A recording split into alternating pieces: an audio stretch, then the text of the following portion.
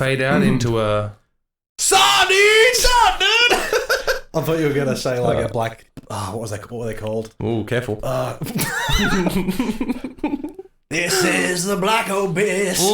My life should probably last. What were they called? Black Tide. Black Tide. Yeah. That's right. What a cracking band. Oh, no, for that one album. No, I'm serious. Postmortem was good. No, Postmortem was great, but that didn't sound like Black Tide. Oh, no, it didn't. Yeah. And everybody I've told since then about Black Tide, I'm like, listen to this first album. It's so fucking amazing. There's nothing like it now. And they're like, it's really good. Yeah. And then all of a sudden, now listen to this, and it's a Valentine cover album. Exactly. Yeah. Which was great. Yeah, it was a good album. But it wasn't Black Tide. We wanted like more... We wanted more 80s metal. fucking Iron Maiden style. Yeah. From 16-year-old kids, man. Oh, they were outraged. They had the world at their fucking feet, dude. Yeah.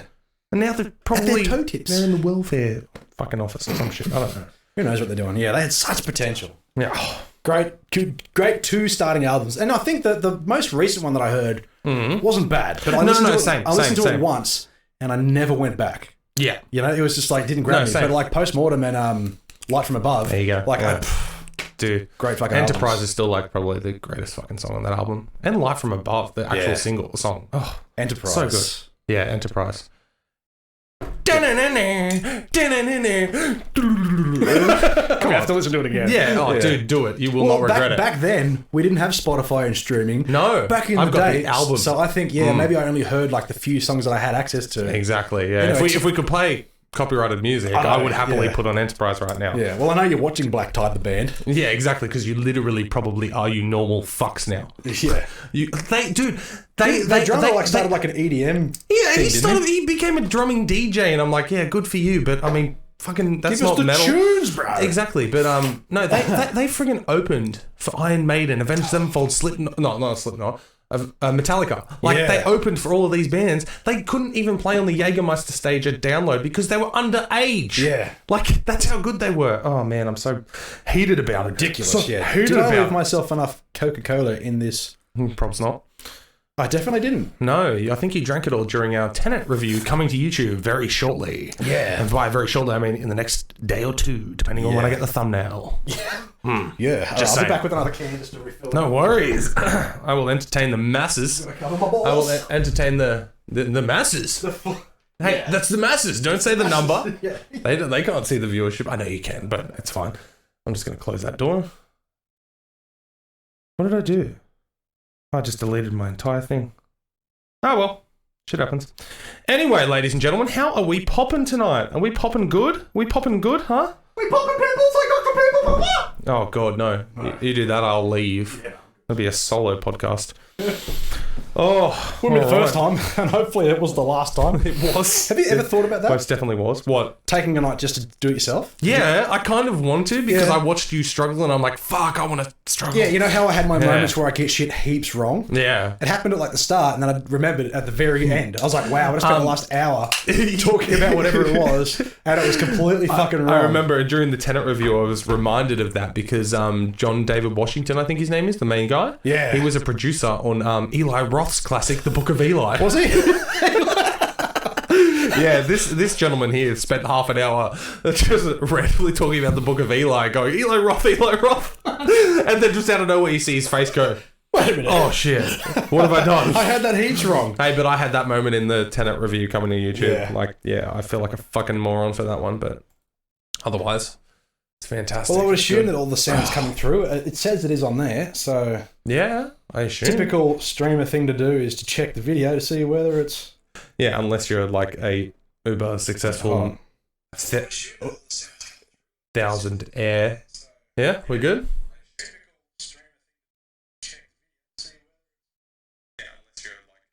Sounds echo? like it's kind of, a little bit of an echo there, but I think... That's alright. Twitch.tv/Dylan2C3pod. Well, Crystal if clear. there's an echo on Shut there... up. I'm trying to help. But I think I may have a solution for that. Right. Yeah, there's an echo on Twitch as well. Oh, and now looking closer, I can see how stupid my hair looks. Thanks for commenting, chat. You Here we go. assholes. So monitor off. That should solve the issue. So just give it a minute to run through. Mm-hmm. I mean, I'll turn this because you hear the echo of us. Oh, yeah, right. Yeah. Beautiful. Yep, sweet. There we go. Beautiful. All right. Because nobody ever tells me when things are wrong until I'm like an hour in. It's my 2-month sub anniversary to Dylan2C3 Pod on Twitch. How long did you sub for? I resubbed for for another month, but Danger gifted me that first one. Ah, right, so, okay. Yeah, I've been around for that long. That's right. Yeah, I've been around, dude. I've been around, dude. All right, lovely. Man, no wonder we just lost viewers. I know, right? Jesus. Yeah. Now, I'm pretty sure I made a new little picture thing to put on here saying, like, yes, we are live. Because last week, everyone was like, is this live? Yeah, of course it's live. Like, what? Oh. If it was pre-recorded, it wouldn't look so terrible. Can you set up an auto reminder, like, when you say, go and check out the links and stuff? Yes, it is live. Oh, maybe that's where I did do it. Exactly. That could have been it. Yeah. So every second comment, just say, yes, we're live. Fuck. Yeah. Hold on. I'll be able to check that. Timers. All right.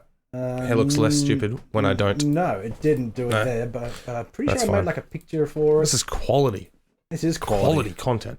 Yeah, well, 3 viewers. I'm guessing it's the stream itself, it's your mum, and... probably me. Just then, and it hasn't registered down to 2. Yeah. Yep, there it goes. What? Did it really? No. Oh, now it will. Unless people come for that sort of stuff. Though. Exactly, that's right. Welcome, ladies and gentlemen, to Mitchell's right hand. What's he doing with his right hand, ladies and gents?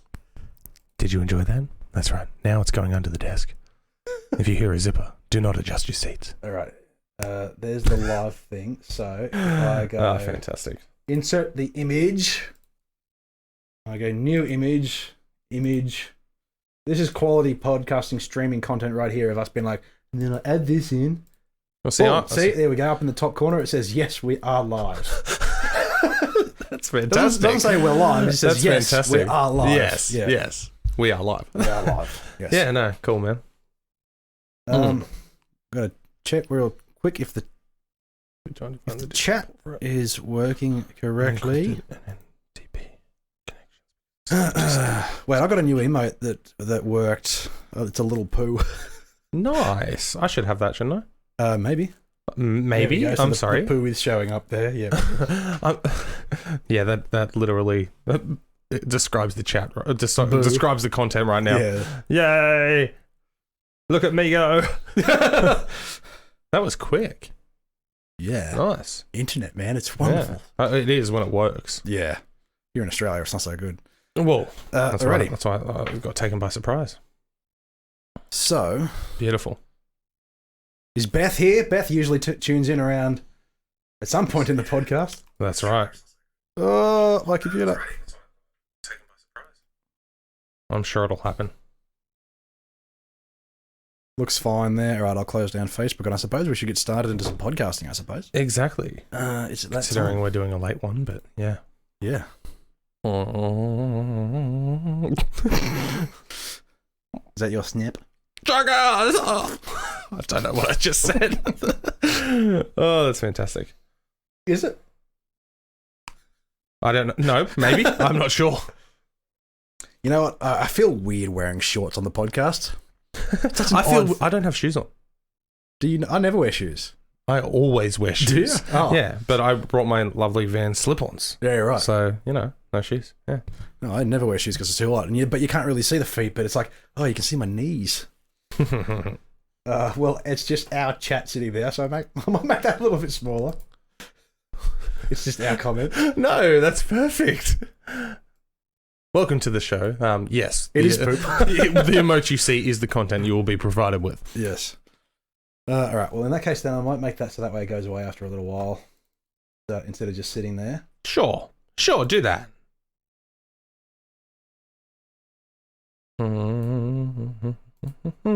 Danskies. Cool. All right. Well, we've gone up to 4. Woo! Woo! Oh, not again. Yes! Woo! First woo of the night, ladies and gentlemen. Here we go. Beth Can I get some booze in chat? Beth has jumped on now and gone, oh, fuck, I'm out. No, log off. Yeah. Delete Facebook. Done with life. Alrighty. Well, let's get off our phones and start podcasting. No, well, I need my phone for the opening bit. Yes, you do. Yes, because I write things for this podcast, Dylan. You wouldn't understand. I don't understand that I know at all. you do not understand at all. You just open up the documents and go, sweet, we're good. Sleet. Sleet. All right. Headphones are on, sounding good. Check 1, 2. Well, you sound as good as a poop can. Yeah, it's the... All right. Oh, Apex Legends, you say? That's an old joke for all those old viewers. All those oldies out there. All right. Welcome, everybody, to Two's Company, Three's a Podcast, Newcastle's #1 film, TV, and gaming podcast. Macca's Coffee is crap. My name is Dylan, and as always, with my co-host. It is. It must be time to find the default port for unencrypted and NTP connections, because it's time for 2C3 Port. Exceptional Chinese athletes!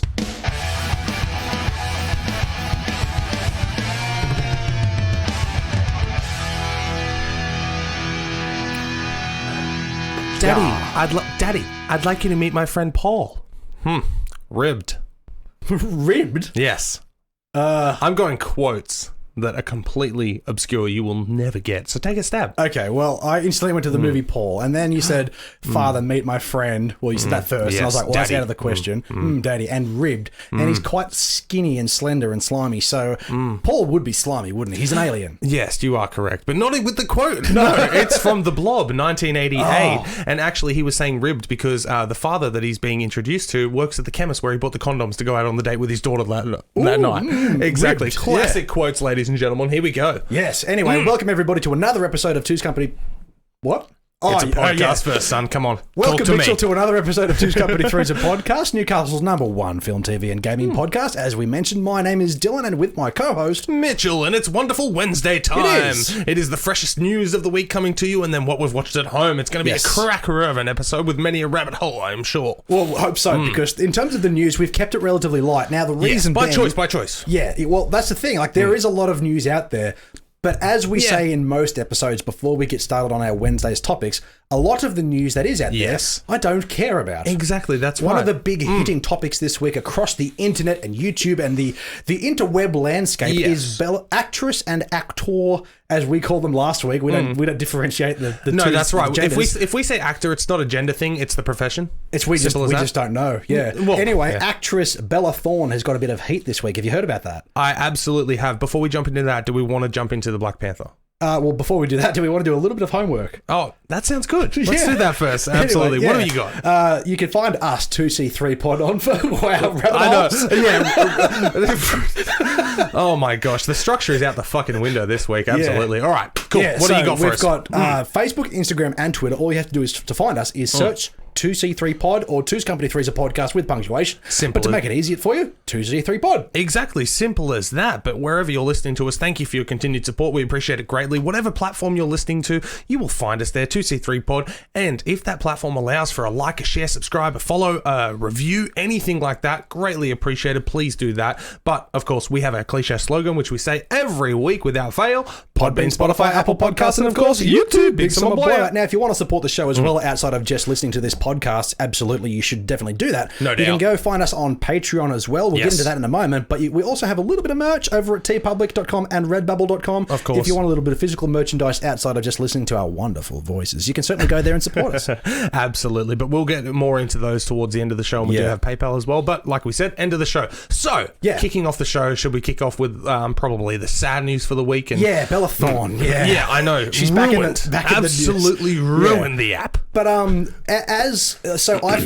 tragic news this week out of Hollywood. Chadwick Boseman, most notably known for many things, but prominently his role as Black Panther, King T'Challa, has unfortunately passed away this week due to colon cancer that apparently he's been battling for 4 years. Yeah. But the weird thing about this, other than the fact that it's a dreadful thing to hear about, I don't think anybody knew about this. No. I saw it from what would you call them?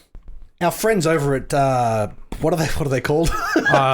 Just Add Movies, the podcast there. Darcy posted on his Facebook saying RIP. Well, you really should have checked 2C3 Pod's Facebook, which had a post up a couple of hours before that. Just saying. I was just scrolling through and I saw his picture and said RIP. I was like, surely this is another fucking thing that's circulating. And no, like the dude actually passed away. So as you said in the post, all respect to his family. They're obviously like going through, apparently he died peacefully. Yeah, as you surrounded by know, family, which is always family nice and his family in his home. Yeah.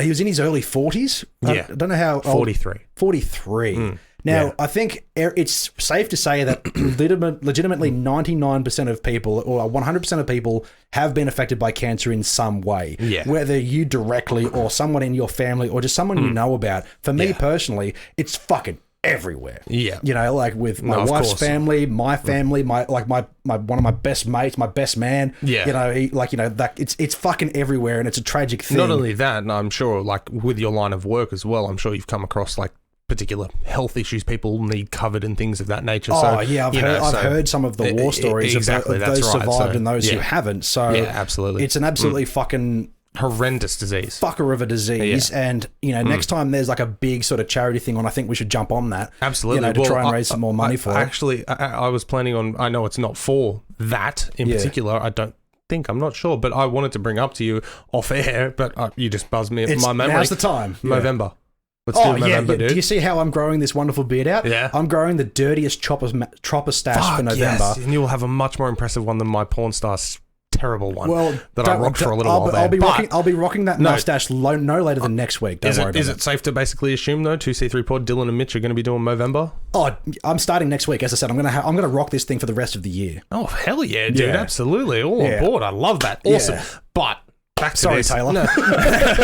No, well, she's put that ring on that finger, so that's all locked up now, Mrs. Brocklesby. Yeah. But anyway, as we always say, when something like this happens, we try not to dwell on the tragedy and more so celebrate the life. Yeah. But in this case, man, it is so hard to do that with such a horrendous disease at such a young age, and not only that, the dude was so impressive in the fact that he kept this hidden and didn't want attention from it. Well, you look at it like I listened to another podcast today, in like a movie TV podcast, and they talked about, you know, like they had the same thought as I did. It's like, wow, he's been battling this since 2016. Yeah. When did he really become in the spotlight? Obviously, the dude's been acting for a long time, but the only films that I've personally seen him in is the MCU films. I have been meaning to watch things like 21 Bridges and like The Five Bloods and those things that we've talked about on the podcast. Yeah. I just haven't got around to it. But I do know that he's a great actor. Absolutely. But he was going through chemotherapy and cancer treatment, colon cancer treatment, not just fucking like skin cancer or anything like that. Not that there's any competition between cancers, but in certain in the level of debilitating like the illness can be. No, absolutely. The dude was able to work that entire time, visit other kids in hospitals going through that, and also keep in pristine shape. Yes. How the fuck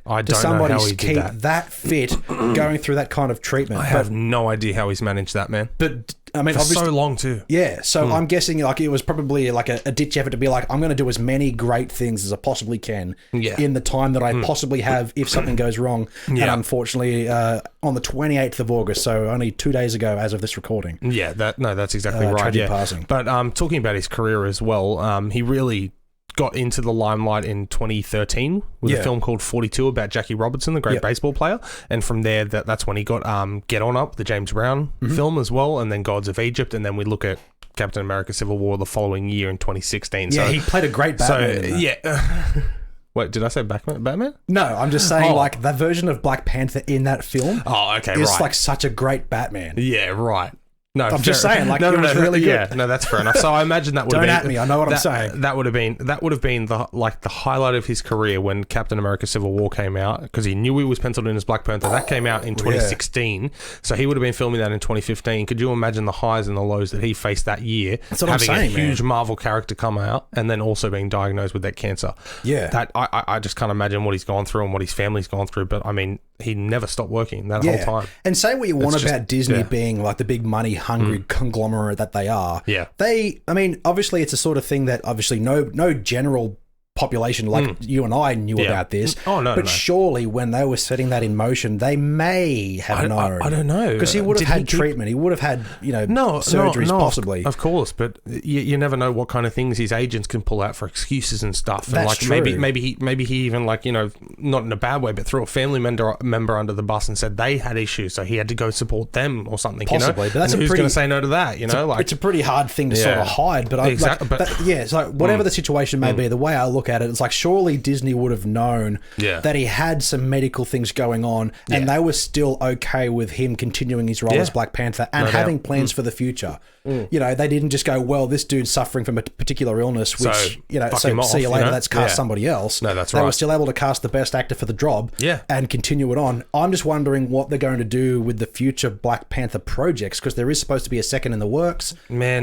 Whether it's filmed or not, I don't know. In my non-superhero brain, kill the character. I don't care. That's fine. Like, as in, he's been the peak of that character. Yeah. Let's end it there out of respect, because he did such a phenomenal job, and it was nothing to his own fault that he can't do it again, obviously. Yeah. So, in my personal opinion, kill it. But I know when you and I caught up to go and see the movies, you floated an idea out there. Yeah, my idea was like, and the more I think about it, the more I'm on the term of what you just mentioned, just end the Black Panther character and leave it as a legacy within the future franchise. No doubt. To say like, oh, you know, from the lessons we learned from character X, Y, and Z, whatever else, and have a good homage to him as a person and to that character, but leave it with him, because we've had so many recasting of actors for certain things over the years. Yeah. You know, we don't need one for this one, like, you know, for at least another 10, I reckon. Yeah, no, absolutely. Like, say what you want about that film, but like the character itself and what it stood for, for the kind of community that it stands for, essentially did a really, really amazing thing. Well, it was the first, if I'm not mistaken, Black Panther was the first superhero film nominated for the Best Picture at the Academy Awards. But not only that, it was an African-American centered film. Exactly. It was like an African culture film, essentially, as well. Smashed the box office. Oh yeah, it's like that's what I say about say what you want about the film, because have you seen you've seen Black Panther? Yes.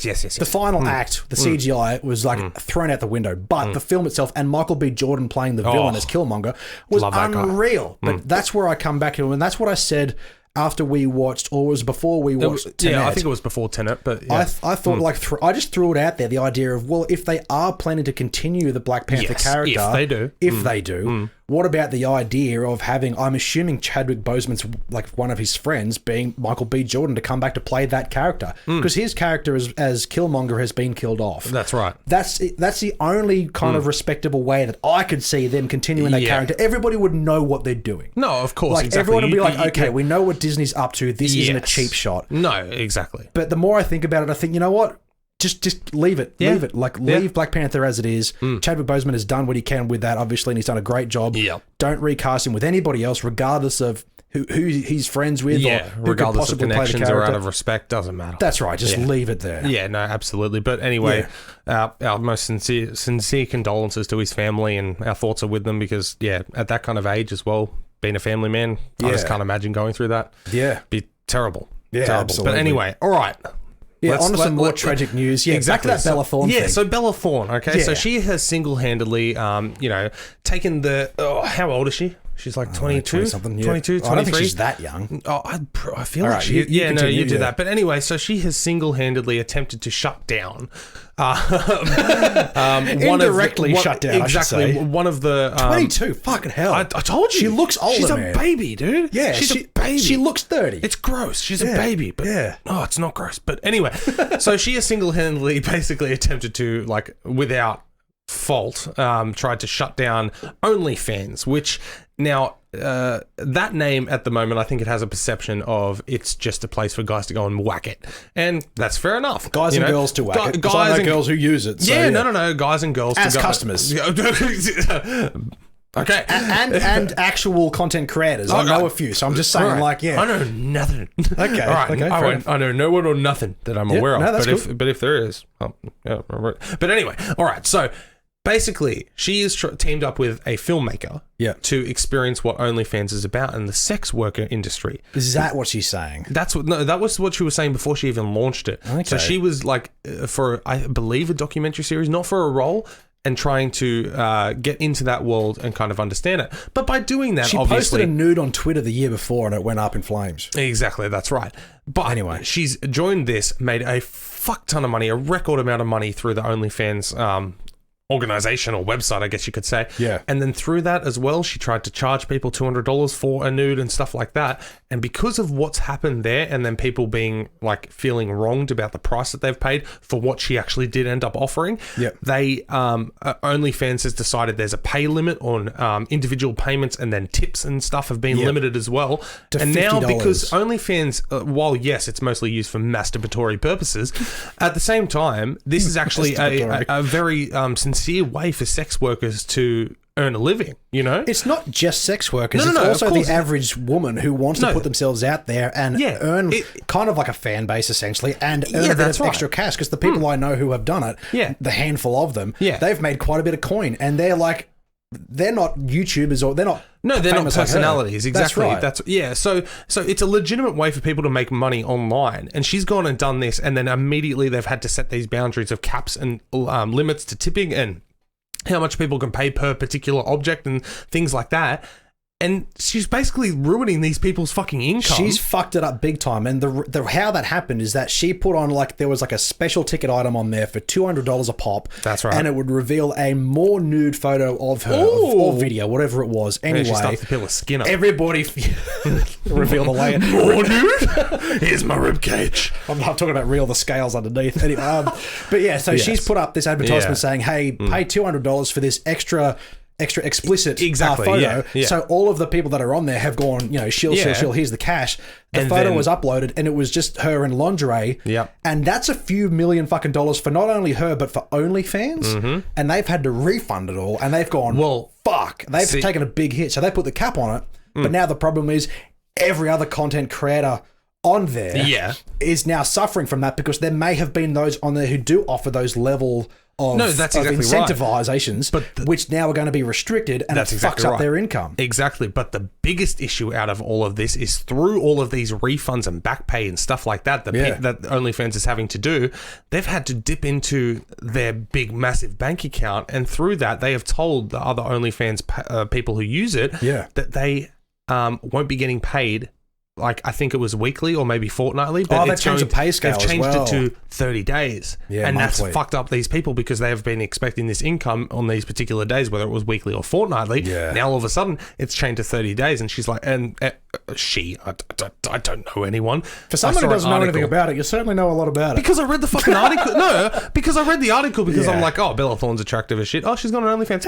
No, I'm not going to. That's fine. Yeah. But no, and I read the article and I was like, oh, she's doing it to research. Okay, she's trying to be a method actor. Fair enough. And then all of a sudden, the next day, it was like, no, because the headline was like, Bella Thorne makes $2 million in fucking 24 hours or something. And every time you say that she was doing it for a particular method acting role, I can't believe that.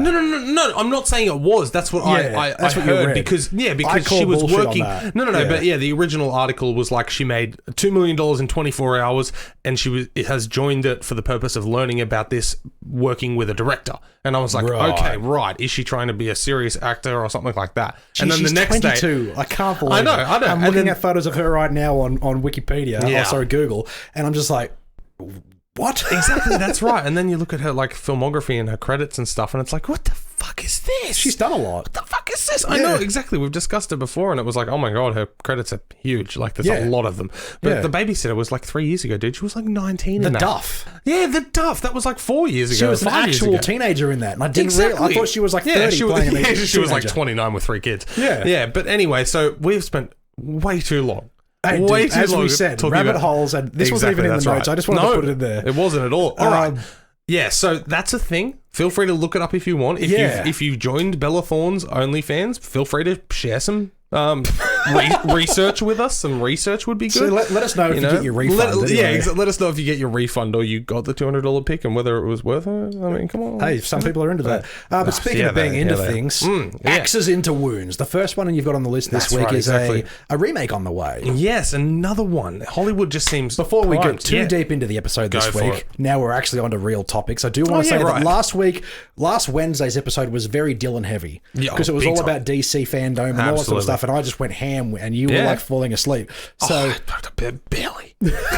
This week, I'm pretty sure it's all you, baby. Apart from a few things. Absolutely, I'll be able to get you involved, with some interest, but at the same time, it's my week, bitch. Yeah. All right, so first, a cab off the rank. Not trailer off the park, that'll be Friday. All right, first cab off the rank, just need to throw out there right now, is another remake like you mentioned. It is Urban Legend. Now, have you heard of Urban Legend? Taylor's had the Urban Legend DVD box set for 3 years. She's got the box set? Even I haven't seen the shitty sequels. I haven't seen any of them. That's what I'm saying. She's had them, and she borrowed them off a friend. She recently returned them, but I never bothered to sit down and watch them. Yeah, no, well, I do recommend watching the first one, because I've got that on Blu-ray as well, and it's basically the story of some college kids, of course. Shocker. Oh, no. That's right, and Urban Legends starting to... come true with bizarre deaths around the college campus. Bizarre deaths around the college campus that pertain to particular urban legends, and they're coming true, and they're following and killing off these people. It's your cliche late 90s, early 2000s horror film based around teenagers. So like Scream, exactly. Final Destination. But, I mean, I've got to say, this was one of the breakthrough roles for Jared Leto. Oh, really? Oh, he was in that. Yeah, he was. I think that's the only thing that I knew about it. Yeah, that's exactly. Well, I mean, let's see how many of these other names that you know. Alicia Witt. Nope. Rebecca Gayheart. Nope. Michael Rosenbaum. Yes. Really? Lex Luthor in not Supernatural. Of course. Smallville. All right, and he brings it full circle back to DC. Well done, Dylan. And he was in a really good movie. What was it called? Sorority Boys? No. Sorority Girls. Sorority Girls. And they played the cross-dress? Yeah. And they sneak in, and I just remember him being so funny in that. Yeah. Because he was such a straight-edge character as Lex Luthor in Smallville. Yeah. And then you look back and see that. Yeah. And he's also got a great podcast as well. Have you listened to it? No, not at all. I only listen to one podcast. Two's Cupid and Three's Podcast. Yeah, exactly. I fucked up the Two's Cupid, so I just ran with it. Anyway. Yeah, Two's Cupid and Three's Podcast. Absolutely everywhere. Yeah. People Gosh Wiggly. Hosted by Cartman. So he's got a really great podcast. I said J. You did J. Yeah. I'm not your buddy, guy. I'm not your friend, buddy. I'm not your buddy, guy. I'm not your guy, friend. Anyway. I was doing that on somebody's stream the other day. Oh, that's fantastic. Back and forth. Anyway. I thought that you were going to say that he got banned. No, they were into it. What was I saying? Yeah, Michael Rosenbaum was great in that. Yes. And his podcast as well, he interviews just like random celebrities, and it's really good. You know, so if you're interested. No, yeah, absolutely. But there are a few more cast members I'd just like to list. See if you know these. Okay. Joshua Jackson. Nope. Dawson's Creek, bruh. Oh. He was Dawson, I think. I don't know. Or was the Creek. Exactly, that's right. Good job. And then there was Tara Reid. Yep. Yeah, pepperoni nipples. And then finally, do you know the name Robert Englund? Yeah. Exactly. Yeah. He was in it. So that makes it worthwhile. No, exactly. That's right. He plays a professor, of course, with all these teenage kids. One of my favorite absolutely get involved. One of my favorite Robert Englund films ever. And he's been in a lot of things, a lot of crap and a lot of good things and a lot of sort of mediocre things here and there.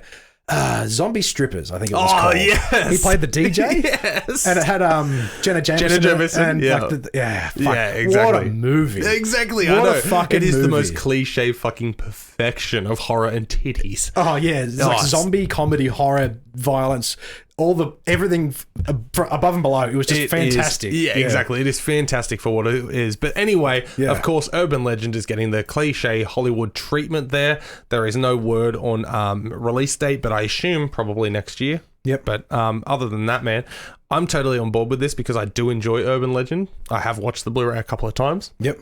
And I'm happy to see any kind of work that Jared Leto Lego has done getting fucking smashed and forgotten. I was going to say, I thought you hated a dude. No, exactly. Like, I'd like to see his work get erased from history. So that's fantastic. Except in Fight Club, he's fantastic. I'm just saying. What character did he play? He was the pretty boy. He was blonde hair. That's right. It's been a while since I've played it. He gets fucking ruined by Edward Norton. I just remember the first time I watched Fight Club as an adult. Because I watched it several times when I was a lot younger. I was just like, these dudes are beating each other up. They hate themselves. Whatever, cool. Yeah. And then many years later, I watched it again. I was like, wait a minute. Meatloaf is in this, and he has huge titties. Fucking A, yeah. His name was Robert Paulson. Yeah. His name was Robert Paulson. Is it really? His name was Robert Paulson. You really haven't seen the fucking movie. Not for that's what I mean. Like not for a long time. No, exactly. But that's what they all chant around his dead body. Oh, right. His name was Robert Paulson. Wasn't he? I thought he was like Big Bob or something like that. What am I thinking of? Yeah.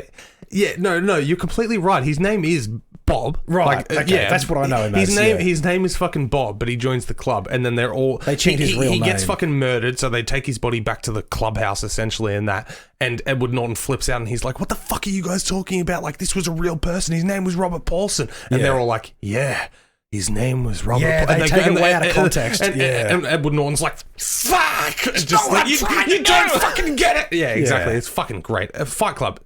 That's my recommendation. That's my thirsty recommendation every fucking week. I'm thirsty for recommendations. A little bit of a callback, but anyway, let's move on to some more news. All right, I'm going to skip down one here. Okay, a little bit here to the next big announcement of another sequel in a franchise. Yeah, and when I saw this in the notes and actually online earlier in the week, and I just didn't add it for whatever reason, I think I took a screenshot and I never bothered to add it to the notes. No, because you know I will do it. Yeah. This is one I'm actually keen for. Bullshit. Now, the reason I say this is because I didn't mind the most recent one called The Ghost Dimension. Oh, right. I saw it in the cinemas, the only time I've watched it, but I remember it. And I remember enjoying myself. That is odd for a Paranormal Activity film. Yeah. For you Number to 1 and 2, fantastic. Oh, of course. I think they're groundbreaking. They're almost like the modern day Blair Witch in the way that they redefined the handheld kind of camera work genre of horror films, and then 1,000 billion million of them came out afterwards and were terrible, including the franchise itself. Absolutely, yes. But like any horror franchise which makes bank at the beginning, Hellraiser, Freddy Krueger, Nightmare on Elm Street, fucking all of them, they all end up making 1,000 sequels that are all dreadful, but with some enjoyment to be had. Of course. We've got another Paranormal Activity on the way. Yes. And I'm keen. Man. I did not expect that fucking reaction. I was trying to bust you with this news this week, but no, see, well, that's the thing. I am not keen. But as you said, the first two, really friggin' good. Yeah. I remember going, and I think I've discussed this on the podcast before, but I went to the first one, a preview screening before it even had official release with my ex-girlfriend long ago, 10 years ago. Yeah. And I can remember going in there and hearing people talking as I was leaving saying they actually found this footage. The police released. I know. And I was explaining to my girlfriend at the time, I was like, man, this is why this film is about to fucking crush it. Yeah, because people idiots are dumb. fucking believe this stuff. I'd done my research heading into it because being a film buff, you just like making sure. No, but why I was going to see this film, why I got an email saying, hey, come and check out this film. And I was like, well, why should I? And I searched, Do you do that every time? No. I was going to say, you've made some terrible decisions if you have. This podcast is my research. Yeah. But anyway, no. And speaking of the first one, I mean, tell me the last time a film was made for $15,000 and made $193 million worldwide. Now, there is one in my mind. I just can't think of it right now. But I was just going to say Blair Witch, dude. Well, that was made for $25,000 and made but I swear there's something fairly recent that was really low budget and it crushed. Yeah, but that's the thing. Really low budget normally would be around the $500,000 to $2 million mark. That's really low budget in today's standards. But you go for a $15,000 handheld film that made in the director's house. Yeah. Like basically just for funsies. Yep. And then he somehow got it sold and look at him now. Yeah. Look at me now, motherfucker. But anyway, I don't want to see the new one. But why did you enjoy the most previous one? Was it because it was a different format? It was a little bit of a different format, but it had what was the appealing point? If I remember correctly, because as I mentioned at the beginning of this topic, I'd only seen it once in the cinemas, but I remember it. I remember towards the end, spoiler alert, they're holding the camera and you can kind of see the apparition like in the camera viewing, and it's like attacking them, and they did it in a really interesting, unique, entertaining way, and I remember that very vividly, and I remember enjoying it. But not only that too, there were some other tips and tricks that like the kids and the characters in the film did to try and view these ghosts. Like they set up like the Xbox 360 Kinect camera thing, so it had green dots all over the walls when you look through it through a night vision goggle, so they could see if any ghosts were walking through the lasers and shit like that. It followed all the same beats as the previous ones. Yeah. It just did a few things a little bit differently and a little bit more innovative. And as I mentioned, the third act, when the beast is really coming to life and it's fucking people up and you can see it, the way that they've done it. That's what's so good about the earlier ones and Blair Witch is that you never see it or you get a glimpse of it. So you're always like, is it there? Yeah. Is it there? But at the final act, it was like, I'm here, bitch, and I'm punching the fuck out of you. And I was like, yeah, let's go. Like, I'm thinking of Mike Tyson now. So, like, I didn't want just another rehash of the first one. I wanted them to up the ante, and they fucking did it. And I remember enjoying it. So, I will have to rewatch it. So, if I rewatch it and come back next week and be like, no, I was wrong. Sorry, I was completely wrong. I'm going to retract that statement. So, maybe I shouldn't watch it, and I'll just think with my nostalgia goggles on. And, no, that's right. Leave it with your vision that you've got now. You can be excited for the next one. I'll be blunt about it, and then when it comes to the Alsa Pass, convince me, bitch. Okay? Yeah, we'll see. We'll probably end up being like, yeah, it was fine. No, that's exactly right. Anyway, I'll go back to the next story that I had in the notes before this one. Yep. Because I just wanted to touch on the fact that I had this in there as a... no, absolutely. So I found an article that I got very excited about, and the headline is, Breaking Bad producers still admit they intend to kill Aaron Paul someday. And I was like, okay, so the character or the actor? Well, see, that's the thing. I immediately was like, oh, wow, Vince Gilligan still still looking at Jesse Pinkman, the character, and wants to, like, one day fucking kill him. Yeah. And then I read the article, and so it was a joke, like, from Vince Gilligan, saying that he has tried many a time to slip live rounds in the guns on set and make him carry explosives and deliver them and stuff like that. Yeah, so it was completely a fucking joke article where he's come out and said, no, I want Aaron Paul to die. And just talked about all the ways he's tried to kill him over the years of filming Breaking Bad. In the El Camino movie, he was like, hey, if I can get Aaron to do this, I can finally neck him. You know, and I was like, oh man, I really thought this was some fresh news. This is the barrel, but ladies and gentlemen, this is the barrel, and I'm pulling the wood up off the bottom layer. Yeah. Right now, I am scraping it hardcore and my nails are bleeding, okay? Yeah. There's no peanut butter on that knife, motherfucker. No, exactly, that's right. So anyway, I found a complete article. It's from thehardtimes.net. Feel free to look it up if you want to read a pretty amusing article about Vince Gilligan talking about how he wants to murder the actor Aaron Paul. For those who don't know, the Hard Times, they're basically like an American version or a more universal version of the Batuta Advocate. Oh, what's the Batuta Advocate? See, I thought you were talking about we're going to say the Onion. The Onion is like the big dog. Yeah, of course it is. Yeah, look up the Batuta Advocate. So many layers to that. I know what happened there. You tried to get your Shrek impression on and just fucked up. No, I was just...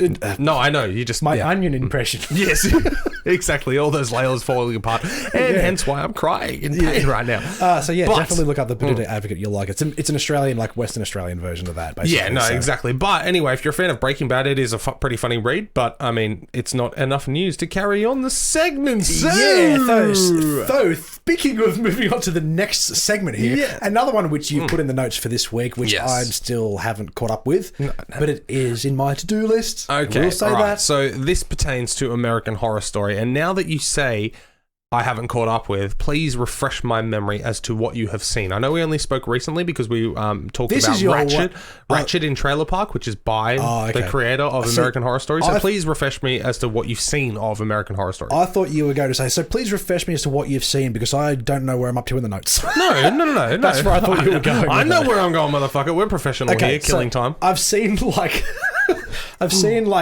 maybe 4 or 5 episodes of Asylum. Of American Horror Story. Yes. And we talked about it last week or the week before, fairly recently. It was about 3 weeks ago because, like I said, Ratchet Ratchet? Ratchet. Nurse Ratchet. Yeah. Ratchet. Yeah. Is that out yet? I saw a trailer for it. I believe it is either this week or next. It was early September, so I think next week. Yes, very much so. Very excited. But American Horror Story is a TV series, obviously, which goes by the name American Horror Stories.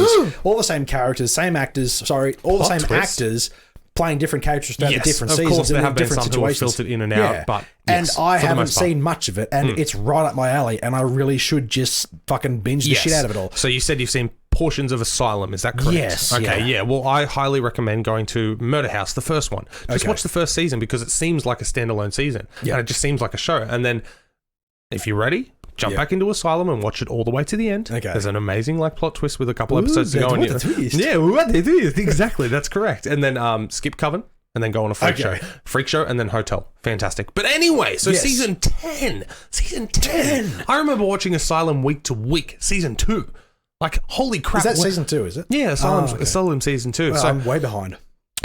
A little bit, but that's the beauty of the show. Every season is different. You don't need to have seen all... You can jump... Go and watch season 8, dude. Watch season 8 for funsies, then watch Murder House number 1. Yeah, do that. It's fun. Man, but anyway, that's so tasty. Oh, that's... For the listeners... You're going to need more. Yeah, for the listeners, I'm drinking a bourbon and Coke, and my God damn it, that Mountain Gay rum is fucking delicious. Don't say it's that, okay? You've been starving yourself on just straight scotch for so long, thinking you're a fancy motherfucker. No, pick up a Jim Beam, motherfucker. Pick up a Jim Beam and Coke can, drink that, and go... Oh, that's what flavour is. That's what, right. If you dilute it, it doesn't taste like shit. This isn't killing me today. Exactly, that's right. And you savour it and you take your little sips like a pompous asshole and you just like swish it around in your mouth and you've got to breathe through your nose to aerate it and stuff like that. No, add some fucking Coke. You do, though. Exactly, but add some fucking Coke to it, motherfucker, and you'll go, oh, right, this is what drinking is. Spilling everywhere. Oh, right, listen, I can have fun with this. I don't add Coke to when I'm drinking something that's a little more tasty and spectacular. I know. But when it comes to the cheaper things... I'm just taking the shit, but my God, get off your high horse. Anyway, so American Horror Story Season 10 is on schedule to a degree. They're planning filming for October as long as all the precautions go along. Ryan Murphy, the creator of the show, said as long as everything is, all the actors and crew are safe, we will be starting in October. and he posted along with that a very broad picture. Yeah, it's just a picture of a set of teeth with a black background, and the teeth look like something where you immediately think vampire, but then you go, oh, no, that's no vampire teeth. So basically the teeth just look like fucked up horror teeth. Oh, okay. Yeah, so vampire teeth would obviously be the fangs. That's fangs all around. Exactly. That's something else. So he said with that post, looks like American Horror Story Season 10 is a go for October. Fitting production launch. Thanks to everyone who was working hard to assure a safe start for the cast and crew. And yes, this is a clue. So this is what he always does right around production starts. He throws out a random fucking thing and he's like, it's a clue. So when you say, like they throw out a clue, and we've seen this clue for the new season where it's all the sharp teeth. As you say, it's not really vampire teeth because they're all kind of fangs. Has there been a season of American Horror Story based on vampires yet? See, I've missed season 8 and 9. That'll be it. So, yeah, exactly. I'm sure there might be one in there, but as far as I can remember, there was Murder House Asylum, Coven, which was witches, Freak Show season 4, season 5 Hotel, season 6 was like, that might have been the vampire one. I'm not sure. Either way, let me know in the comments below because I'm clearly out of my depth. But there was one other thing that people are assuming that it might be about. And they have combined with the fishy Dagon-looking teeth. Murphy posted leads up us to believe that the next season will be H.P. Lovecraft and aquatic inspired. So I'm thinking killer fucking mermaids from H.P. Lovecraft. Hopefully, yeah. Yeah, because H.P. Lovecraft seems to be a trend now. Well, that's another thing that you just mentioned. There's a TV show on right now called Lovecraft Country, which by Googling it very quickly, it's only out on Foxtel Go here in Australia. Am I wrong? No. You're completely right. I'm agreeing with you, and I'm like, I can. So I don't have access to it, but I've heard, I've seen tweets about it from people overseas. I've seen people talk about it. Apparently, it's magnificent. Yeah, well, as far as we're all here at Two's Company Three's a podcast. Not that we've read any of the books, but we are absolutely fascinated by modern retellings of those original stories and things that have been inspired by H.P. Lovecraft. So, well, not even modern retellings, man. Going back to the 80s and stuff. Any kind of Lovecraft adaptation I've seen, it's always been fucking phenomenal. Yeah. So I'm very much a fan of his work, not claiming to be, like you said, an uber fan who's read all the books and that. Yeah. But either way, if this has something to do with H.P. Lovecraft, I think American Horror Story is going to sucker me back in. Yeah. Well, after missing the last couple of seasons. We talk about H.P. Lovecraft, horror themes and stuff. We saw the most recent film that we saw outside of A Colour Out of Space, which you thought I was leading to. Yes, magnificent film. If you haven't seen it, fucking go watch it. Go and watch Nick Cage be Nick Cage. It's fantastic. Underwater. Wait, Kirsten Are you serious? That was Lovecraft? No, it wasn't Lovecraft. Sorry. You got me so hyped then where I'm like, I need to rewatch that and completely change my opinion. You talked about underground mining in the water and shit? Yeah, exactly. So that film, you know how towards the end of the film, they basically had a Cthulhu-style creature? Yes, exactly. That was last-ditch effort to include a creature like that. They really wanted to, and apparently they couldn't, or they weren't allowed. And the creator was like, no, we need to do this, but we need to make sure that it's not in any of the trailers. We need to make sure it's a surprise. That was a surprise. Sure as shit it was. Oh, no, that's right, exactly. I remember watching that and then at the end going, oh, shit, I did not see that coming. Yeah. They definitely threw us for a curveball there. But either way, American Horror Story, if you're a fan of that show, Season 10 will be getting underway soon, so we're looking at probably around September, October next year for a premiere date. I believe it's normally around Halloween that American Horror Story normally gets underway, but obviously this year, not so much. Yeah, who knows? But, exactly. This year has been a horror story of its own. But American Horror Story COVID-19 edition, where it's just people standing around going, I'm not wearing a mask. Planet Earth. I will wear a mask. Fuck you. Okay. Simple as that. Exactly. Yeah, exactly. Yeah, because you've got too many chicken nuggets in your mouth, you fat cow. Man, you look deep into my soul when you said that. Oh, man, I'm going to have to change some life habits after that one. Sorry, it's just every time I see on the news, getting political for 1 second. Oh, my. Yeah. Whenever I see the argument, I can't breathe, it's by fat women. It's like, well, stop eating so much and you'll be able to breathe again. Karens, as we say. That's what they call it. And that's what half of them are. Is there a male name for that? Because a lot of those people complaining. Male Karens exist, but I'm not sure about the name. Yeah, what is the name? I'm going to Darren? No, Darren's cool, though. It's got to be an American name because that's where most of them are. Earl? Male. No, Earl's more name for a Karen. Because maybe it is just a Karen for males. No, wait. What is the male version of Karen? Anybody watching on Twitch right now, let us know. Is it actually Ken? Ken. I think people are saying Ken. When have you ever met a Ken, and when have they ever been an arsehole? It can't be Ken. It has to be. Would it be David? Would David fit? I've never met any. See, it's got to represent the person. It's just the reason that Karen came up is that so many Karens were they're like 90% of them were bitches. You know. No, but that's just the cliche. Yeah. That's just the cliche. So like, but you gotta. Anyway, moving on to a Jeremy. All the Jeremys I've met are nice. No. In saying that too, all the Karens I've met are nice as well. But that's exactly right. I've got nothing against any of the Karens I've ever met or associated with. But it's just fucking hilarious that that's become the name. Yeah, exactly. But a grim Karen. Don't be a grim Karen. Yeah, anyway. All right, moving on to the next news. Yes. Throw you a fucking bone, dude. Yeah, for sure. You tell me. I saw the trailer today and it gets me uber excited because, you know, I love my Mike Flanagan films. Absolutely. Anybody out there listening who is unfamiliar with Mike Flanagan, the dude wrote and directed Dr. Sleep, which was his latest cinematic theatrical release. Underrated. Check it out while you can, please. That's right. He also started fairly on his career, but the big hits for me is Hush, starring his wife, Katie Segal, which is fantastic. It's on Netflix. He's also done Gerald's Game, which is a Stephen King adaptation, which is just fucking magnificent. Yes. He did Ouija Origin of Evil, so the good one, which is fantastic. Yes. And he's recently come out with his TV series, The Haunting of Hill House. Yeah, did you get that right? Which I always get wrong by saying House Hill. Yeah. Anyway, with like his usual cast of actors, which play in all of his. He also did Oculus as well with Karen Gilliam. Very American Horror Story-esque of him, feeding into the last article where he uses the same people to tell the same It's different not just stories. that though, but it's even like American Horror Story obviously is a set TV show and they like the same actors. That like this is like in one movie he'll have these people, and in a TV series completely unrelated. Same people. Exactly, it's that's right. Magnificent. The guy who played Jack Nicholson's character from The Shining in Dr. Sleep. Yes, of course, I remember you popping hard when you saw that in the theater. I thought that was magnificent. I could go on about this fucking guy and his talent for years. No, straight. Wait, Mike Flanagan or that guy? Oh, both of them. No, that's honestly, exactly right. Well, his use of these actors. That's just, I'm sorry, just sidebar back to what you mentioned at the top of this article.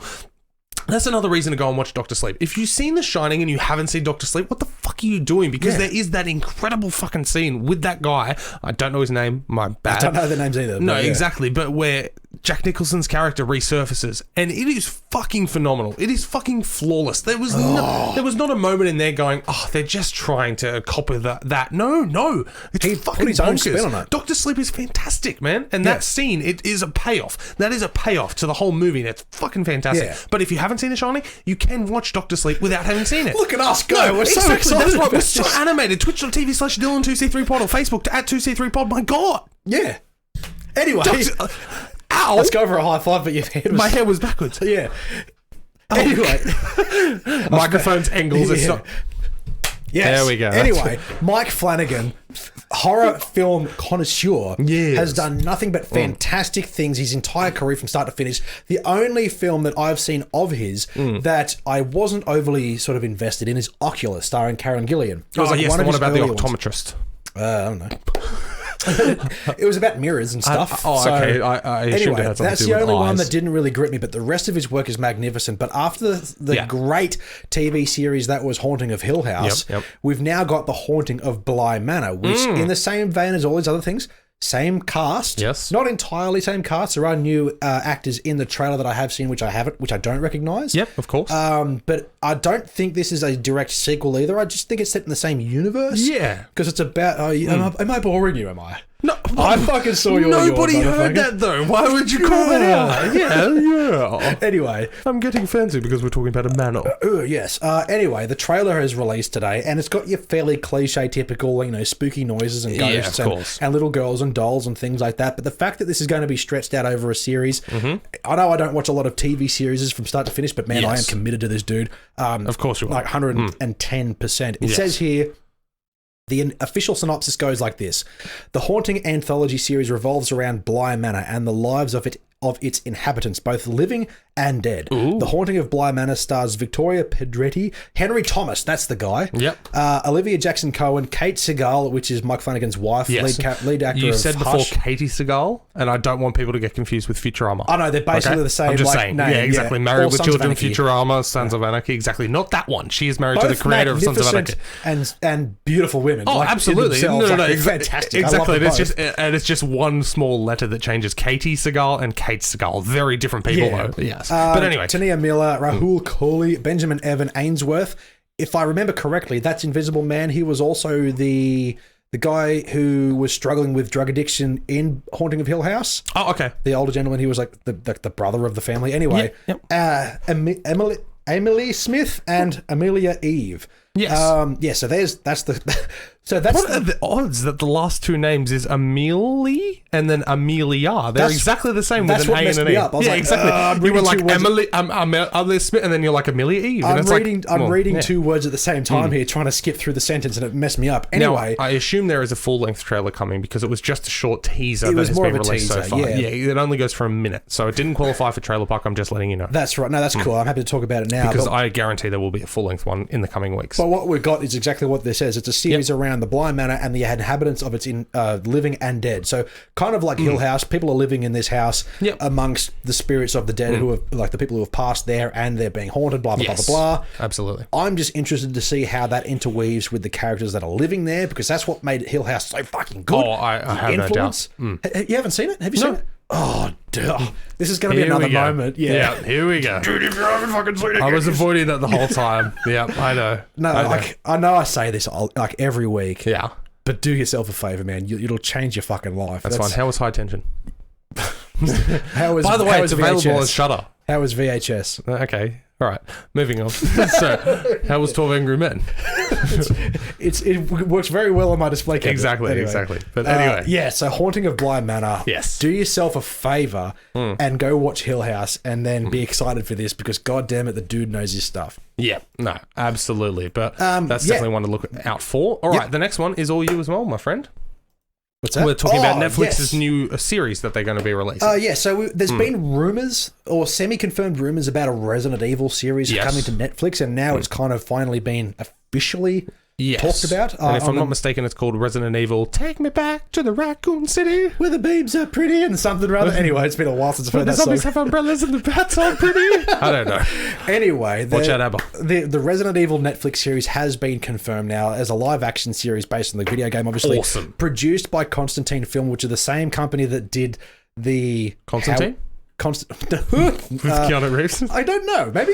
Anyway, yes. They produced like all of the live action Resident Evil films, which, as I've harped on about 1,000 times on this podcast, start out great and end dreadfully. Those films are fucking horrendous. Yeah. And you've heard me go on about it before, and I won't do it now. No, of course. But in saying that also makes me go, why the fuck are they doing this? Why couldn't they give this to somebody else? But I guess they own the rights, and that's why. Yeah, no, that's fair enough. Anyway. Yes. The series, it looks like it's telling an original story. And I think this is where it's going to be a little bit interesting, because they could try and make a live-action version of the actual Resident Evil story from the first and possibly second game, set within the same events, first, second, and third, where they all kind of take place around the same time, sort of.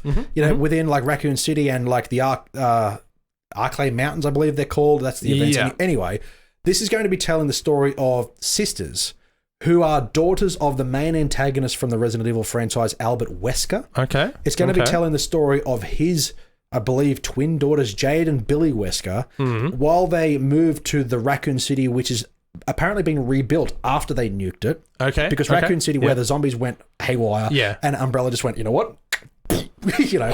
Apparently it's been rebuilt and it's very corporatized, and it's telling the story of those two girls living up in that city. They're fairly young. They're like 14 and 15, and they start to uncover the secrets of their father and how things turned about and whatever else. Okay.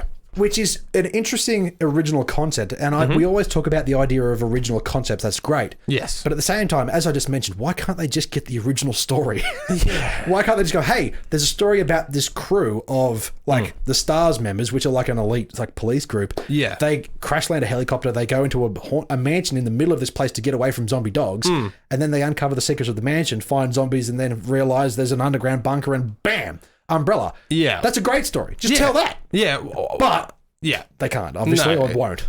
Well, see, that's the thing. You mentioned Constantine Films. Yes. They are producers of every other Resident Evil film. That's what I said. Yeah, no, exactly. Yeah. So they couldn't get it right then. What makes me think they're going to get it right now? Exactly. Do you think the fact that this will be a series as opposed to a film will help it or hinder it? Hinder it, because there was enough of the original films to make a fucking series. And they still couldn't get... Those films were written and directed, though, by Paul W.S. Anderson, which is Mila Jovovich's husband. Yes, that's right. Except for maybe the first one. I'm a little bit unclear about that. Anyway, he obviously went down the road of, he kind of turned into Michael Bay. Like, he's done some great things. Yeah. But later on, like, most recently, it's just like, dude, what are you doing? I can't see what's going on. Well, the monsters would look great if you just kept the camera fucking still for a second. Yeah, right. So, did he turn into Michael Bay in that he was trying to do all these big bombastic things? Yes. Yeah, okay. But So, not he only did that, try to go over the top and distract from the shitty film. But yeah, like the most recent one, the final chapter, could have told an interesting story, and they had some really, really great original zombie monster designs, but you couldn't see anything because of the jump cuts going bam, bam, bam, bam, bam. Right. Like they're in an action sequence where she's punching on with this fucking monster in this really well lit room, and it's horrifying. And there's like zombies that are chained by the neck and they come to life, and it could be done so well if it just wasn't edited and shot like total dog shit. Okay. Where they've gone, hey, I'm going to cut this together. It's a 1 second shot, but I'm going to have 30 cuts in it. Yeah. It's like that, and it just ruins it. Okay. But, so being a series, do you think that might help? Well, I look at this, maybe they've got the view of hindsight. Yep. And a new crew, a new story. They've got a new script now. What does it say here? It's been written by Andrew Dabb and... What does it say here? That's fantastic. I can't see it, Mike. I don't have my glasses on and the pitch is blurry. Anyway. And Nicole Floss. Yes. It's called Welcome to Raccoon City. And it's going to be like possibly a 10-part series, who knows. And it's telling a totally different thing in a different point in time in the Resident Evil universe. I will definitely check it out. Of course you will. I'm a huge fan of the Resident Evil series, even from the lackluster games. Yeah. You know, so... It's strange to say in this current climate, but it's just fact now. And also being a Netflix property, major potential. A couple of years ago, being a Netflix thing was like frowned upon, like, ew, Netflix, but we've grown to the stage where a new series, it's kind of just accepted that, okay, we'll give it a shot. It's got potential. Well, direct-to-streaming became the new direct-to-video. Exactly, yeah. But as it's become more popular and it's making bank, they're able to funnel in those funds to make great films. And that's what we're seeing lately. And great series as well. That's right. Not only that, you remember that one from Trailer Park a few weeks ago, Teenage Bounty Hunters, with the two twin sisters and the old black guy? Oh, yeah. Yeah, that's out now on Netflix. That's how much new content there is now. We should really pay attention to what we talk about. Go, yeah, we really want to watch it. Then we forget as soon as we finish recording. Because we're already thinking about next week and making sure we've got something else new to talk about. Yeah. But I think that'll just about wrap up the film and TV news. There was one bit of gaming news that I thought you might have a little bit of interest in, but probably don't have the time to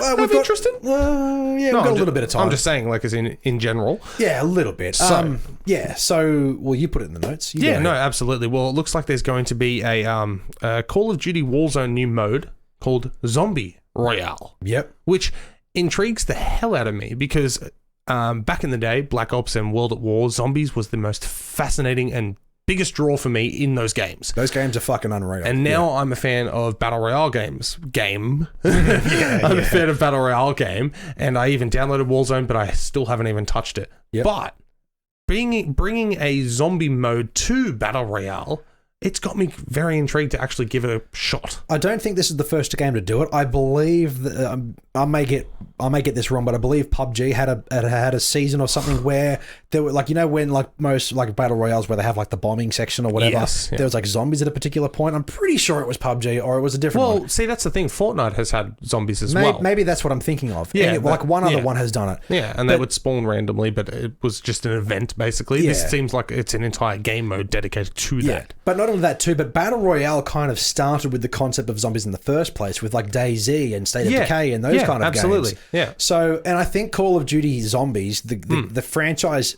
the Zombies franchise itself is big enough to be its own franchise, to be its own game. They could make a completely separate total property just with COD Zombies and it would kill. Yeah. You know, so, and I think they've done it well. Like the last one I played was Black Ops 4 Zombies. Still fun, although it's not the most polished thing out there. Yeah. For me, Call of Duty Black Ops 2 Zombies, that and World at War Zombies for me were the kings of the zombies maps. World at War Zombies was fucking nuts, man. Well, that was the first. Exactly. I know when they brought that in, it was holy shit. It's a whole new thing. Myself and our old friend Jacob used to sit up for fuck, you did it I with did him the as same well. thing, yeah. Exactly. Sit up for hours on end just having a session of that, man. Yeah, Oh, and if Josie's listening right now, like we used to hang out a lot back in the day. We'd be up until like 4 a.m. trying to play like Black Ops 2 Zombies. Oh, that's and nuts. like we would never get past like level like 25 or something. I know. I I remember. I think the highest I got up to on World at War was I think Jacob and I got up to like wave 32 or something, and it was like, you're like, exactly. And then when we died, it was like, oh shit, go again. Yeah, that's right. That and was you would go, bullshit. And you would go all night. But Yeah. I know you haven't played Warzone, but you've seen the streams of it. Yeah, of You've seen course, how of course. polished it is. Yeah, absolutely. Although, Very fine You know, tuned. I can complain about the file size of the game and how fucking ridiculous that nothing's compressed in it to make it stupidly. Yeah, how much wasted space I've got on a game I haven't touched. That's right. I've played Goat Simulator more than that. Dreadful, isn't it? Thrown But out it's so there. fun. I know. Have you seen Willow fucking loved it, man. There's she like was a- like, I'm dragging that dude with my tongue. And I'm like, I know. Speaking of It's like nuts. Speaking of Goat Simulator, there's Yeah. like an arena FPS version of the Goat Simulator. Oh, what's it called? What? You can look it up. You can Google this. Yeah. It's like Goat Simulator. Yeah. But instead of being like a first person shooter, Yeah. you have like a cannon on the back of your goat and you can see like his head bobbing at the bottom of the screen. I've seen clips of and that you're jumping and stuff. around like Yeah. shooting each other anyway. Yeah, It's a bit strange. That's pretty cool. But back to the topic Yeah. of Zombie Royale, I think it's Yes. a great idea. I Yeah, think why not? with what Call of Duty have done with the franchise outside of the file sizes, with the way that it looks and feels, I think it would work really well, especially if they really well implemented the tone of a horrific zombie setting, because the Yes. most recent ones didn't really do that for me. The setting and the tone, the feel didn't really feel threatening enough. Okay. So I think they could really hunker down on that tone and make it really frightening and unique. Yeah. But in saying that as well, we've also got the teaser trailer for Call of Duty Cold War, Yes. which is like yet another... No, Black Ops Cold War. Or is it just Cold War? I'm not sure. Anyway, there's another Call of Duty coming out, and just like this last one, I won't be getting it. Okay. No, absolutely. Why not?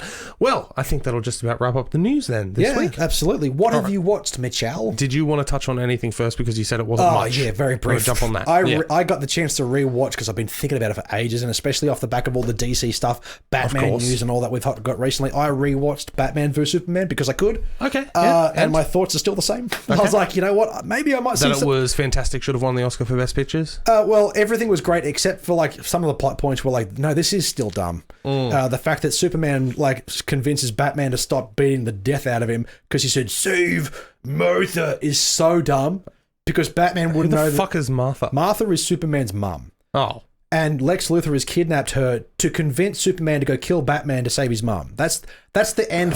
That's it's dumb, right? Yeah, It's okay. really Yeah. dumb, because Yeah. Superman would be like, well, you're dead, and then I'm going to go save my mum anyway. Yeah.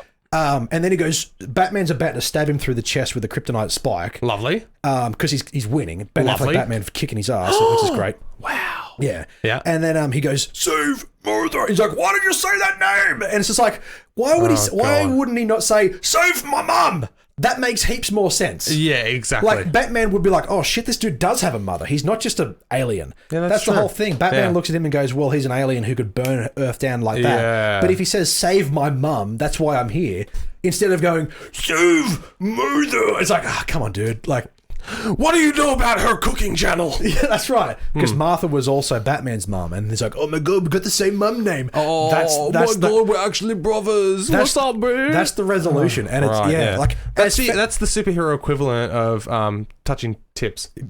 yeah, I mean, they bonded over that. over something so trivial Exactly. and dumb. Yeah, exactly. Like, they should have just been fighting, and then their dicks touched, and they went, "We're good." When We're the good. film is being like an investigative piece, Man of it's- Steel, I see that. oh yeah. Cape Crusader, only ribbed. yeah. But when the film is trying to be like an investigative piece, it's really good. And especially when you watch the extended edition, which is a bit more violent. Yeah. And, pardon me, Ben Affleck as Batman, when he's like kicking ass, he's kicking ass. It's really good. Yeah, yeah. It's just, and the Doomsday fight at the end with Wonder Woman, the movie just goes, you know. Yeah.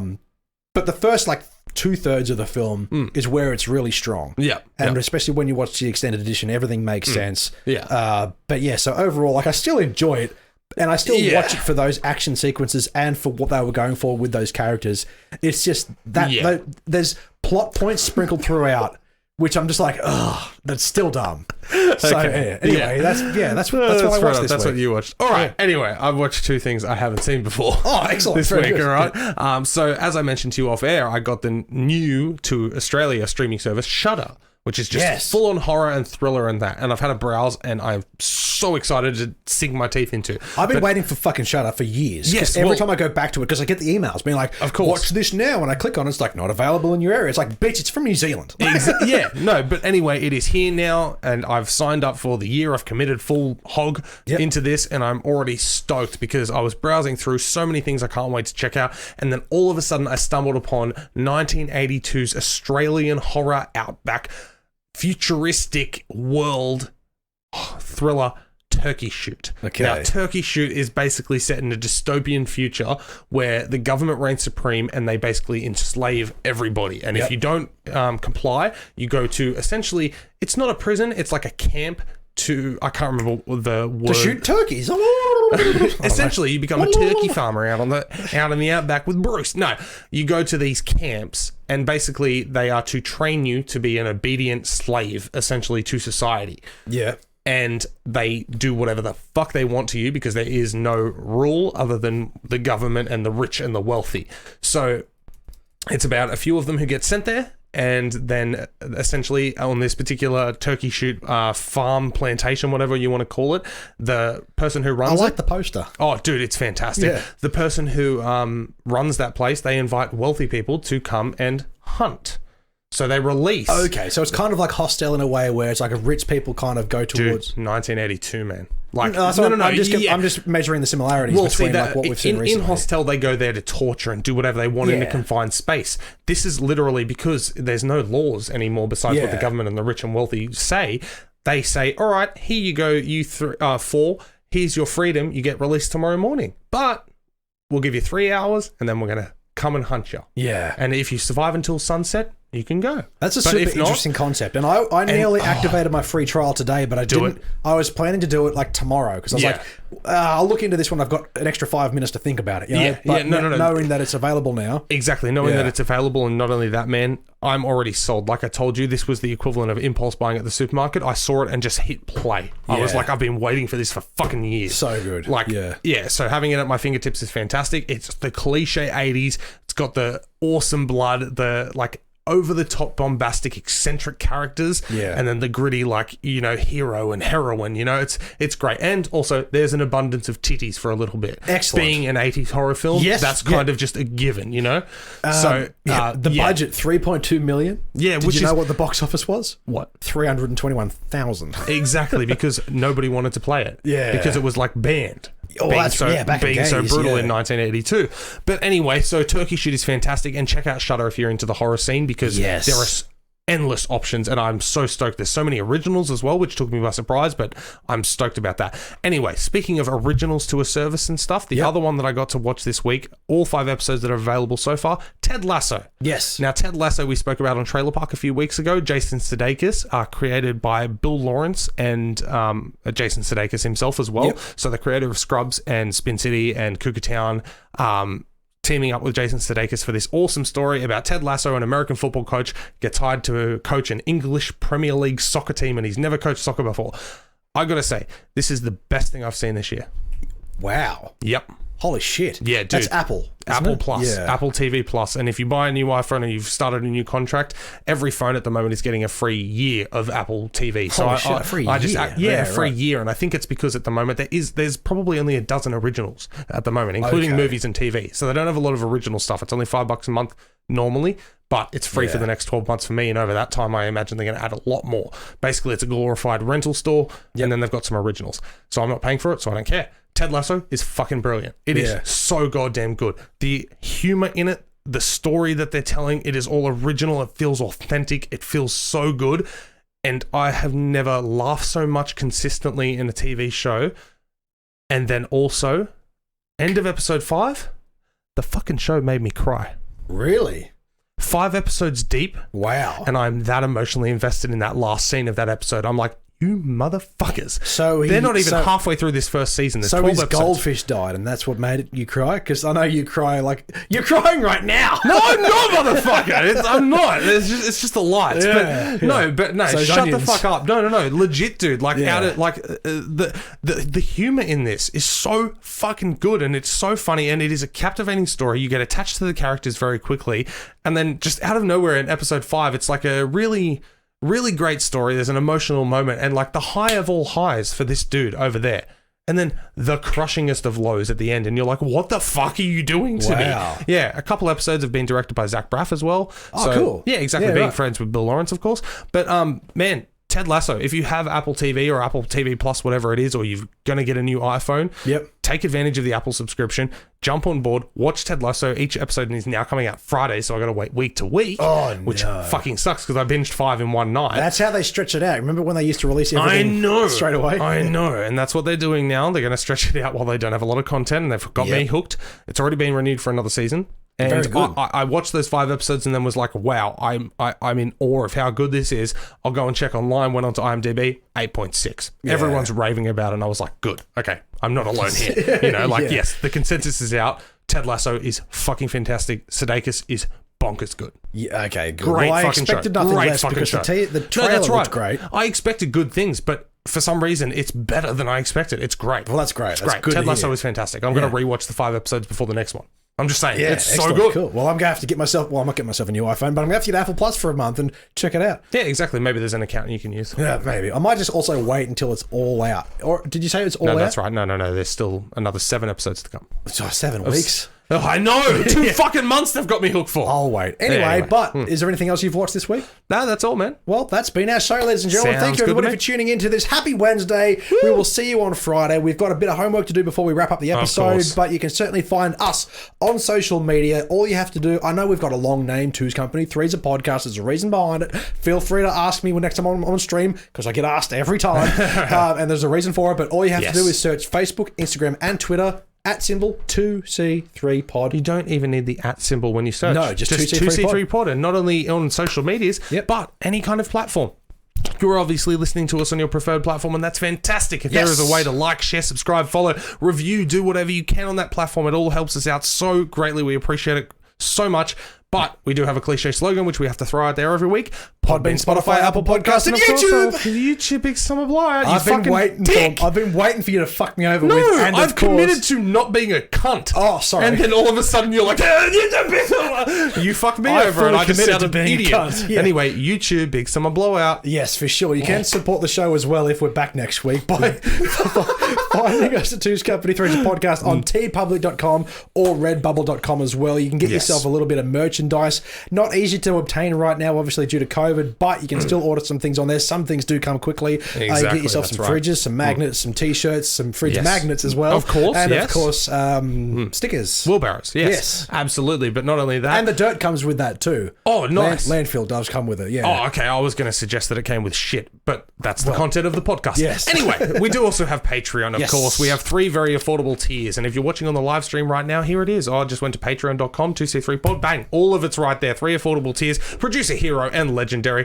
You get yourself so many bonus things. I'm not even going to list them. Just look them up for yourself. But the most important thing that you get is a shout out. And we have some bloody wonderful people we want to shout out right now. Alice Reddit, thank you so much. Courtney Harris, thank you so much. And Green Eyes McGee, we appreciate your continued patronage. Love you guys so much. Absolutely. I always look around the room to see where you get that name from. And I got it from my eyes in this, because I always get to Courtney Harris and then I immediately go. And the reason we do that, ladies and gentlemen, is because our third Patreon there doesn't want to be named. They want to remain anonymous. You can be named for your shout out, or you can make me keep trying to improv every week. Bad idea. Anyway. I don't see you being an original bitch. All right. Anyway, as well, for any inquiries, did you go through that yet? No, I didn't. Two's Company 3's a podcast @gmail.com. PayPal as well. We have that. If you want to flick us 10 cents, 20 cents, 50 cents, $1 million. Yes, whatever is affordable for you. All of that money comes straight back into the podcast. We do all of the jazz with it. We do all of the equipment stuff with jazz. All of the jazz, like the saxophone, horn, all of it, the trombone, all of that jazz. Even the hands. Even the jazz hands, all of it. I don't know, man, but it would help out a lot because we both work and stuff. Oh, my God. Yeah, absolutely. Did you get through the YouTube? Is that what you just said? Oh, my God. All right, YouTube. We have YouTube as well. Hold on. That's all right. Did you want to do a line in this or not? We've got two podcasts every week, every Wednesday and every Friday. Wednesday's episode, like you just witnessed, is news and reviews, and we are about to set sail to record our Friday episode, being released on Friday, of course. I got questions about that too last time, which is all about Trailer Park and Yas or Pass. Give a quick, brief explanation as to what that is for those listening right now who may be new. Absolutely. Trailer Park is where we break down the freshest trailers that have come to the interwebs that week, and we review them and talk about whether or not we think they're going to be a success. Yas or Pass, Excited or But Blinded, if you want to go full-length title, is us breaking down the films coming to theatres that week, and we are going to preview what they are coming and which one we are going to see for our YouTube review, which is every single week. 2C3 Pod DTCR does the cinema. Every week we have a new fresh review up on YouTube from the film that we saw in theatres that week. This week's review coming out to you very shortly is Tenet, of course, the big bombastic Christopher Nolan thriller. We have a full-length review up there where I make a dig of myself and then we discuss why we don't understand the film. That's right. That's pretty much the entire thing. Yes. Exactly. That's it. Anyway, you can certainly find me as well over on twitch.tv/Dylan2C3pod, as well on Facebook, Dylan2C3pod. And Instagram. And Instagram, yes, for gaming and musical content now. I'm going to be streaming my music writing and playing. Oh, Mr. Talent. Which is good, but you can also find yourself now as well. You're going to be diving yourself a little bit deeper into that world. I'm going to dabble back into the streaming world. I've still got a Twitch, Mitchell2C3pod, of course, but go over to Facebook. There is a page, Mitchell2C3pod. Nothing's on there yet, but soon, ladies and gentlemen, we will have a premiere day, but I'm not on Instagram, so fuck off. Yeah. Anyway, thank you everybody for tuning in. My name is Dylan, and as always with my co-host Mitchell, and do not forget, we are Two's Company, and you are the podcast.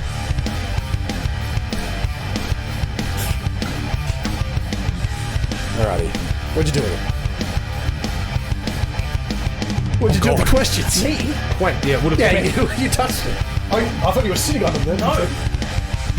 Oh, fuck. Did you put them in your bag? No, that was just sitting behind it. I know. Hey, thanks, ladies. Nothing's going on here. Oh, you'll definitely... Actually, I don't know. You might not get this one. You fucking arsehole. You get my hopes up for that split second, and now you're going to crush them. I don't mean to do that every week, but this is one that I would definitely get. You're definitely going to get this. Who was the good boy and the gift master on 1982's Turkey Shoot? I don't know. Thank you for tuning into the end of the episode, ladies and gentlemen, and those watching at home on Twitch right now. At the end of the episode, yes, Facebook as well, we always have a movie trivia card at the end of the episode. Yes, I am on Wednesdays and Dylan is on Fridays. Yep, and what's the score at the moment? The score is I am still 14 of 34, and you are 15 of 34, so not much better. Nope. All right. Can you carry the lead this time? In Monty Python and the Holy Grail. I know you don't like Monty Python. No, but I was literally just talking about this with my shift mate. Yeah. Who lost both arms and both legs in a sword fight? Okay. I'll punch your legs off. No. That's my one clue. No, but is his name the Black Knight? Yes. Oh, it is! Yes! Yes! It's like the first question in like 5 weeks. And now I'm just thinking about Ted Lasso and his struggles. Yes. Thank you, ladies and gentlemen. We will see you on Friday. For those watching in right now, stick around. We're going to be asking some questions. I've tied it up.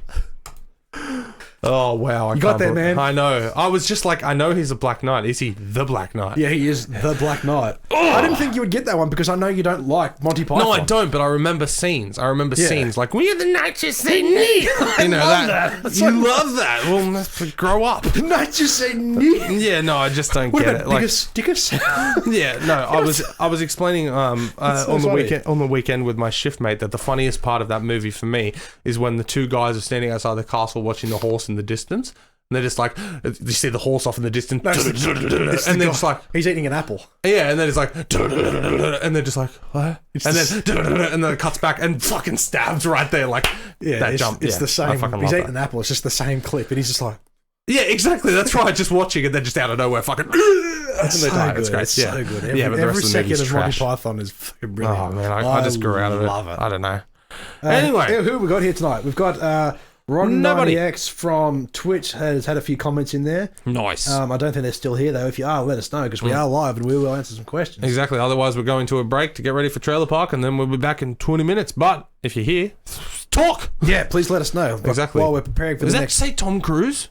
What? No, that's Tari Creates. Oh, Tom Cruise. Welcome. Welcome. Oh, Rognar9X is still here. They've redeemed some water. I wonder how long ago that was. It says on here. Yeah. One viewer. Maybe that's them or maybe that's somebody else. Oh, that was 13 minutes ago. Never mind. That's all right. Well, hey! I have redeemed it by drinking this. By drinking scotch. Bourbon. No, rum. It's a bit different today. Yeah, you've had a few. I can tell. I've had 2. I know, but just the way you confused yourself. Yeah. No, it says, we said that was 13 minutes ago, and we've only got 1 viewer here, so that may be that. Cool. No, that's fine. Is Beth? I know, Beth, you were in the comments earlier saying, yo, fellas, you still here, Beth? Wait, I better turn that recording switch over, shouldn't I? Yo, yo.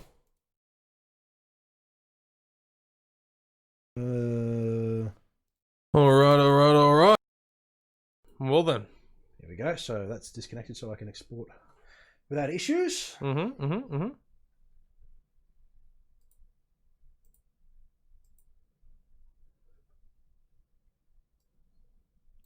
app. Yeah, great episode. It's a shame we've had like our lowest viewership during.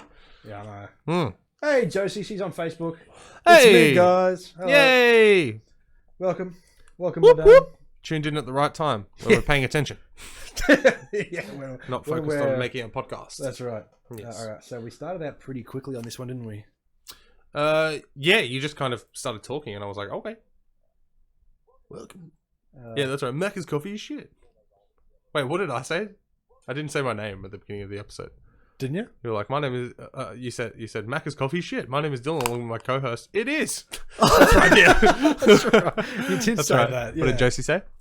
I've been here for ages. Oh, excellent. So she's been tuning in. Cool. Yeah, Appreciate you. That's the end of episode Wednesday. Episode 119. 120. I didn't rewatching the back end of last week's stream. I didn't end up answering you directly, but we would have been last week on episode 73 if we stuck to weekly. Oh wow! Yeah, exactly. Not as impressive as 119. Or 120 that we're about to do. Exactly, that's right. Let's export that and get that ready for upload. Yes, no doubt. Down 119. Yeah. So 119 of these episodes. I know, man.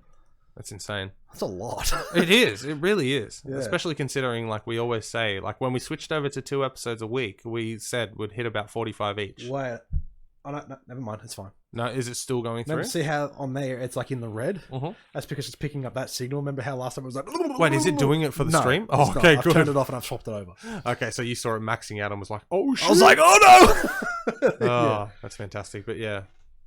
Josie, how have you found it tonight while watching? I know obviously it's a bit blurry because it's a webcam. Yeah, that will be getting improved though in the coming weeks. So hopefully, yeah. Like, so it hasn't been shipped yet, but it's still in the ETA stage. So, wait, where is it coming from? Is it the manufacturing plant outside of the country? Oh yeah. Oh god. All right. So we're still looking at a while. Well, possibly. Yeah. Well, they said like the ETA, like they were in, and they sold out like that. When you're done with that one, are you getting rid of it? No, I'm going to keep it for like music streaming. And oh, okay. All right. So you're still going to use it. Yeah. No, I was going to say I'll buy it off you, but yeah. Yeah, you can find them. As I showed you the other day, yeah. Yeah. But no, throw some poops in chat. Yeah, I'll throw some poops in chat. Let's do. Well, actually, people can only do that if they're subs. So yeah, that's right. Exactly. So if you want to, wait, it's not blurry at all. Oh well. Well, you're watching suppose on the phone then, aren't you? when you've got 2 spectacular things to look at, well, like us. I mean, the candle and the dog. Exactly. Then there's nothing in the middle on the screen. Oh, I left that Macca's coffee cup in the whole time. You're promoting a corporation, Mitchell. I know. We're anti-corp here. Let's get. Yeah. I'm not drinking Coca-Cola at all. No, exactly. You're drinking whatever brand will pay us. Yeah. I'm not drinking refreshing Mount Gay rum. No, that's right. I'm here with my fruit-based phone. Fruit-based phone. Apple. It's delicious. Oh, no, come on. You're taking it literal. I know. Yeah, you say that, but you still can't get past the fruit level on Fall Guys. I've played Fall Guys once. Oh, really? Actually, no, twice, sorry. Yeah? Was it worth it? Oh, I was going to say, poops in chat. That's my poops in chat. Yeah. I can do it. You can do it, yeah. Exactly. What were you saying? Committed sub. Fall Guys. Yeah. Taylor loves it. That's why I got to watch Batman vs Superman the other day, is because she was in here on the computer playing Fall Guys, and I was like, you know what? I'm going to take the chance to sit down and watch a movie. Lovely. And not something that I haven't seen or have to analyze, just something that I can switch my brain off to, and just, so I did that. Oh, there you go. You might get an alert. Because hold on, you've subscribed to Tier 1. They've subscribed for 2 months, currently on a 2-month streak. Mitchell 223, but did you just sub again, or is that the automatic? No. Because I didn't realize before it pops up saying share your subscription. like share the news that you've resubbed. Oh, and I hadn't done that's it. What that was. And I was like, oh, I've got to put something in the chat as well, and then press share. Yeah. And then it comes up. So, yeah. So, shit thing about like subscribers, when you look at the analytics here, at one stage I was up to 21 subscribers. Oh, MC Wormy. MC Wormy, that's Facebook? Yeah, it is. How you doing, buddy? Who are they? They're new? No, MC Wormy. He's got his own satellite radio, if I'm not mistaken. What? And he works along with Suplex. He was the gentleman that I did the commentary for that failed for Suplex Edition 3. Yeah, I would have been so keen to check that out. I know. Yeah. And we started to get a good repertoire going on. But no, he just did the commentary for Suplex Edition 5. So very good. Yeah, no, absolutely. Now, now we're on that topic, because the last one fucked up. Yes. Are you going to get the opportunity to go back and do it again? Well, see, that's the thing. Or did you fuck it up outside of it fucking up? No. I think an MC Wormy can vouch for me as well. Like, I think. This guy. Yeah, exactly. Yeah, exactly. I'm gonna wait. What did he say there? Not too bad, man. Yep, was Street Movement Radio. Oh, Street Movement Radio. Well, if you're looking for 2 new hosts, I would love to quit my job. He spoke to me about the potential of like working together with him and getting on air kind of thing. So cool. Definitely something to look at. But no, the problem is they do them on Saturday nights. And Saturday nights, I'm either coming off of a day shift, I'm either working at night. Fuck you. I'll do it. No! No, but he knows nothing about wrestling. It would be so bad, bad. Don't put me on He's already got enough irons in the fire. I have none. So this big dude, right? My fire is not lit at all. This big dude was so impressive, he was able to jump like 6 feet in the air and land on the other big dude. And then someone was like, why are you talking like it was in past tense? You need to be calling it live. Oh, it is live? Even at Saturday you're sitting midnight? Ringside. Even at midnight on a Saturday or whatever? It's not midnight. Oh, whenever the show is. I don't know. I'm assuming I'll be put on a midnight. See how unqualified he is? But anyway. I was trying to convey my inner Vince McMahon. No. Because whenever I've seen him talk... sounds like a constipated Fat Albert. Whenever I've seen him on You're fine. Whenever I've seen him on TV, he walks like this. Yes. It's hilarious. And he talks... Doesn't he talk like that? He's like, welcome to WrestleMania. Welcome to Suplex Submission 6. Anyway, what did he say? We killed it on commentary. Man? Commentary manager Timothy Wilkes. We stuffed it. Yes, that's exactly right. No, what he's saying is that night, him and I, it took a little bit to warm up, but then we killed it. Like the back end of the show, we had a good repertoire going on, calling the matches. It was awesome. But unfortunately, Timothy Wilkes was running the audio. He fucked it. If you need a replacement to that's right. Work through all that. Look at the setup. Well, you can't see the setup, but it's very professional. It's very, very, very good. Yeah. Yes. But anyway, so they do theirs on a Saturday night, and I'm either coming off of a day shift, working a night shift, or I have my children. Yeah. So it's just on that night. Take them with you.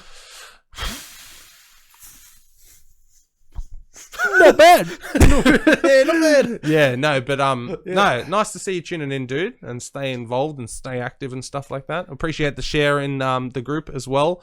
Our video from the other last week, so that was awesome. Yeah, and thanks for watching this live stream. But we still love him. Yes, of course, we still loved him. Yes, or me. I'm not sure. Either way, love. Anyway, if you've only just tuned in recently, what's his name? McWormy. MC Wormy. MC Wormy. If you've only tuned in fairly recently, this is an actual podcast. This is in between until we're about to start our next episode. Once we take a quick break. Wait, here.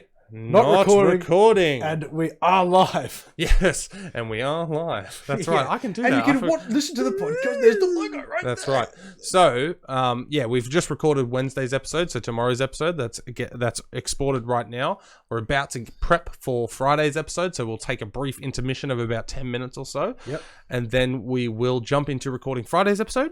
And as we always say when we're on stream, we are a podcast first. So when it says recording up here, we're focused on the podcast. So we won't be able to acknowledge chat until afterwards, like this. That's right. And it's good fun. All right, so we're going to go for a break right now. Yes. I'm going to watch some trailers, and we'll be back. One more comment there. Definitely have to come for commentary again. So. Yeah, no, absolutely, dude. I'm more than keen, and I'm sure I'll be able to fix it up and sort it out soon enough. Yeah. Yeah, no, absolutely. Keen as fuck, dude. Keen as fuck. And I'm keen to Suplex Exhibition 5. That's getting released tomorrow, I believe, or sometime very soon. Very excited to see how you did. So is that like the at-home COVID? Yeah, exactly. Yeah. They do it out of their training shed. Yeah, no, cool. exactly. Yeah, yeah. Cool. And hopefully Tyler Gunn got his fucking ass handed to him. Fuck that dude. Sure, you're ignoring us. Well, yes. No, that's exactly right. We're recording the podcast, so we're not going to be acknowledging chat because this is an audio show first. And I'm sure you can relate, but you do yours live and able to interact. So yeah. Yes. Anyway, yeah. Yeah, all right. So brief intermission, about 10 minutes or so. Dylan's got a few trailers to watch. Then we'll rip back in for a little bit of chit-chat and then jump into Friday's episode, okay? So stick around, share, and do all that jazz, and woo! Woo!